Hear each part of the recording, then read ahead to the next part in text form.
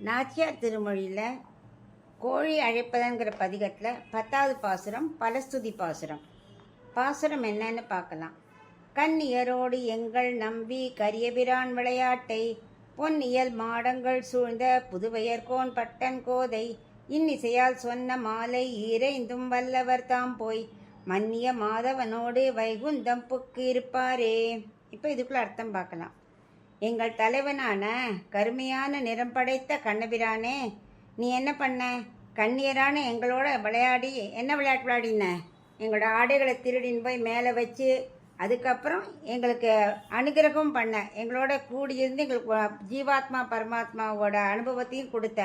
அப்படிப்பட்ட இந்த 10 பாடல்களையும் நல்ல பொன்மயமான மாடங்கள் சூழ்ந்த ஸ்ரீவில்லிபுத்தூருக்கு தலைவனான பெரியாழ்வாரோட திருக்குமாரத்தியான கோதை நன்னா இன்னிசையால் பாடினாலையா, அந்த 10 பாட்டையும் யார் நன்னா தினம் சொல்கிறாளோ அவளுக்கு என்ன பலன் கிடைக்கும்?